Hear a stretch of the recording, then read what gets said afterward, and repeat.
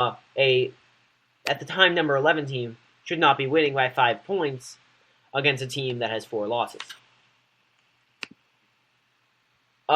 Trevor Knight didn't get asked to do a lot in this game. 12 for 20 for Oklahoma, 129 yards and a touchdown, which is hard to watch. I wonder where the offensive went almost. I mean, here's the thing. They had 50 offensive plays. They only got 232 yards. I mean, they had basically 0 big plays. They had a 31-yard run. They had a couple big catches. But Oklahoma somehow wins. I don't drop them this week. But I wonder about this team. I mean, they have the one loss. Can they really make it through a very strong Big 12? And I promised we'd talk about the Big 12 earlier. Baylor, Oklahoma State, Kansas State, Oklahoma, TCU are all ranked. Texas is always dangerous. West Virginia has proved dangerous with Clint Trickett. I really seriously wonder, and I bring this up more with TCU and Baylor later, and I've brought this up with a couple teams now. Can Oklahoma, now they have Kansas State and Baylor left, and Oklahoma State, can Oklahoma win, and is it going to come from their defense stepping up, or is Trevor Knight stepping up? Because one of the two is going to step up. Let's be honest here. There's 2 people who can step up. Do you see, and I know you like Oklahoma over Baylor later on, or at least you have some confidence in Oklahoma. You have some thought that they could be good now. Who's stepping, if they do get good, Oklahoma or Baylor? I'm not Oklahoma or Baylor, excuse me. Defense or Trevor Knight? Well, I would like to say I have lost most of my faith in them. I actually have. I'll get into this. Actually, I'll save it for later. Just for the sake of the prediction section. Look, if they get good, it's got to be defense, to be honest. Sure, they got a couple points off defense, but they gave up 33 to West Virginia, 37 to TCU, 26 to Texas. They're giving up big chunks. Those are lots of points to be giving up, especially when you've got some quality teams. Now they're going up against Kansas State, the 16th highest scoring team in the nation. That's tough. You're going into a conference that they can score. They score in bunches. Kansas State only loss came to Auburn. It's going to be difficult for them going forward because they don't defend well. They put points on the board, but they just can't stop teams defensively. If they want to win this, they need a big turnaround from the defense. All right, and then I want an opinion on Charlie Strong, too. And I think that the question, do you think that, I mean, there's a couple trains of thought. One, he let go many good players to clean up the program. Now, do you think it's worth it for a program to do this type of cleaning out, if you will, instead of, say, recruiting better players in the future or something like that? Do you think this mass cleaning out, because I believe it was drug tests have like tripled or something like that from the Mac Brown era. I mean, Charlie Strong is going crazy hard on these players in discipline. Now, do you think it's worth, and I hate to say this, and I want to word this correctly, do you think what he's doing is overkill, or do you think it's worth it to create a program with a lot of integrity? You know what? I think it's actually good, to be honest. I think Charlie Strong, he's the kind of guy that he's a class guy.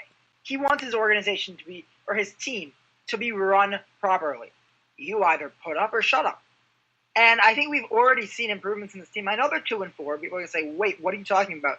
They allow the 35th least amount of points right now in the country. They've had 2 close calls against good teams. Sure, they got blown up by Baylor and BYU, but the UCLA game could have gone their way.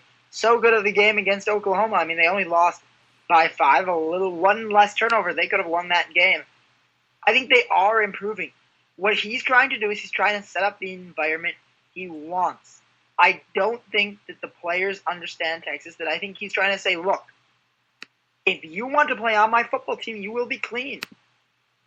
He is setting up a program where the players are held accountable. I think that kind of accountability will benefit the program in the upcoming years. But don't expect a national champion Texas next year. Don't expect them the year after. It's going to take time. Yeah, and you got to understand that a coach really needs 3 or 4 years. I mean, probably 4 years even to get recruits that he wants and things like that. I mean, like it's a process. But I do agree. I think he's doing the right thing, and I think he's putting it's a college coach. It's not a pro coach. It's not about winning this year. It's about making young men. Because the fact is that a majority of these guys aren't going. I mean, Texas did not have a single first-round pick last year. Or no, not first-round, draft pick. Excuse me. Texas went undrafted last year. Not a single, not Texas player. Texas, just in general. Not a single Texas player was taken. Or if they were taking in like the last round. It took a while. All right. That brings us to the team Oregon previously lost to, Arizona. And they were playing USC. And then the end of this game happened. But before I go into the end of this game, I should say, they were number 10. They were unranked. They were ranked 26th, if you will. They were the others receiving most top votes. But can the AP poll or coach, can they justify making a team a top 10 team after one win when they weren't even ranked? I mean, this is a 16 ranked jump. Could they justify it? I feel, and I should note, there were voters who put them at like 7 or 8 too, or 7 and 6. I definitely think it's justified. Really quickly, they did go undrafted. I just checked. They did go undrafted. Thank you, Noah. Which is unprecedented, of course.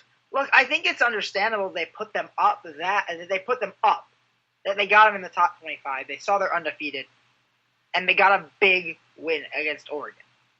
But look at the other teams they have played. They're not good teams. They got California, who, okay, not bad, but not good either. They're like a bad Pac-12 team. They are what? They're actually 4-2 right now. So they're actually doing. I'll give them credit for that one. Nevada 3-3. You look at UTSA. They are 2-4, and I can't expect anything from a 2-5 UNLV team. I wouldn't have put them at 10. That's just a little bit much for me, especially coming outside. If you would put them up there after their win against Cal, I understand. But I'm sorry, you don't put a team until the top 10. 16 through 20. You can put them there. I would have been fine with that. But 10 is reserved for the teams that have proven it. They hadn't played a quality opponent up until Oregon. They got the win, and then they just showed that they weren't good enough yet. Well, and I should note, and we're going to go into the game. I didn't have to quite talk about the game. We're not saying they weren't good enough. We're saying their kicker wasn't good enough. So they set up for this game-winning field goal. They iced the kicker. He puts it through, but they iced him. They iced the kicker. Casey's scoring. I don't care. He was 2 for 5 on field goals. They lost by 2 points. I hate to blame it on the kicker, but in the words of the in the name of the borrowing the last name from a Pitt kicker who is dear to my heart, Casey Blewett. I should know that's Chris Blewett of Pitt. Yeah. Great guy. I don't know him. I'm just assuming. What about the words of Pac-Man Jones? Which one? We drive all the way down the field to miss that expletive? Yeah. It was a good try, and he hit a gorgeous onside kick. I mean, bounce. I mean, You can't see me right now, but I'm making hand motions that really describe this well. All right. That's USC Arizona. So we talked about that. USC keeps bobbing in and out of the rankings. They're 4-2 now. They've got the one conference loss, and they've also got the surprising loss to Boston College that was, it was a surprising loss to Boston College. They also lost to Arizona State, who also keeps bobbing in and out of the rankings. You know what? It's kind of like how SEC teams bob in and out of the top 15. This is basically like that, but it's like the top 10. So, with this, we move on. Pac-12 teams bob out of top 25, SEC top 15. All right, Michigan State won by 14 over Purdue. Could have been a little farther out, but they did well in expanding their lead in the fourth quarter. Michigan State, they gave 31 points, a little more much for them. But you know what? A good defense gets a week off once in a while, especially when it's against Purdue. But good for Purdue, who was really bad last year, now is 13-4 and actually maybe could make a bowl. Who knows? Hope for the Boilermakers in the heart. All right, moving on to a really, really, really good next 3 games, and then Florida-Syracuse, which is going to take 30 seconds. All right, we start with Baylor-TCU. We move to Texas A&M, Ole Miss, and then we go to Mississippi-Auburn, the game of the blowout century. All right, TCU-Baylor, with Baylor scores 24 points. 24 points. 24 points in 10:39 to take the victory. And guess what? Bryce Petty only threw 2 touchdowns during that time. He throws 6 touchdowns in the game. Bryce Petty threw for 510. 510. That's a lot of yards. Baylor wins 61-58. That's like basketball scores there. I'm pretty sure the Milwaukee Bucks put up less points than 58 at least 3 times last year. Baylor's offense went crazy, but only in the last one. I mean, we thought that they were dead. In the water. Water dead. It's worse than normal dead. But they found a way to win and impressed many a soul, such as my own. So, when I look at this, it's a very impressive win, and TCU's defense imploded. I don't think there's another word you can say for it. It's an implosion. I mean, it was just bad. So, I'm trying to think of the right way to go at this game. Is Baylor... I mean, Baylor seems to make weird comebacks every other game. I mean, they're first in scoring in the nation, 52.7 points. They're 25th in points again, impressively at 20, but they've had a lot of weak opponents. But I mean, they haven't had a lot of strong opponents, and they eke out TCU, who was 9, we should say. Is Baylor going to be able to do this against, I mean, they got 3 ranked teams in their last 4 games, Oklahoma, Oklahoma State, and Kansas State. I mean, they're undefeated now. Can you run the table when you're playing, you know what, like they played last time? I mean, they won the game, but are they going to be good enough to run the table? Yes, they are good enough to. Will they? Also, before I keep going, I would like to note that 3 Baylor wide receivers had over 100 yards receiving, which is that's insane. Also, apparently TCU's team had a play where it ran for negative 40 yards. They list the player as team. Yeah, well, that means it was probably a fumble. It means it was a snap, and then one of the linemen covered it, and they don't actually exist, so they call it team. Team ran for negative 40 yards. Good team. Baylor, look, I think they have the talent to. I do think they'll lose. I think they're going to probably lose at Oklahoma. But we'll see how the next 2 weeks go. You've got to win the games first. And how they've played, they're going to have a tough time, I think, against West Virginia.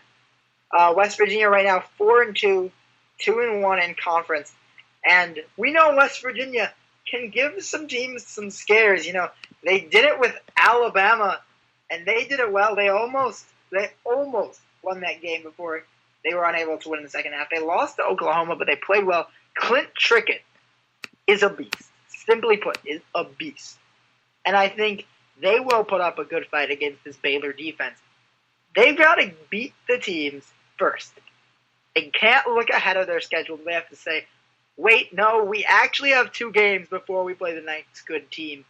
Because if Bryce Petty is going to say, when we play Baylor football, nobody can beat us, he probably wants to back it up on the field, too. Alrighty. Now, the question is for you. Big 12. Who wins it? I mean, you've got 3 teams with no conference losses in Baylor, Oklahoma State, and Kansas State. Oklahoma and West Virginia, TCU all have 1 conference loss. I mean, there's 6 out of 10 have a chance here. Which comes out on top? I mean, it's like the old Pac-12. Everybody plays everybody. Yeah, so, which of the everybody is going to win the everybody? Yeah, I think it's safe to rule out Iowa State, Texas Tech, Kansas, Texas. I'm gonna take out West Virginia. Sadly. I'm gonna take out Kansas State. I think they're gonna lose 2 more. Taking out Oklahoma State. I think it comes down to Oklahoma Baylor, and though Oklahoma's gonna get the win against Baylor.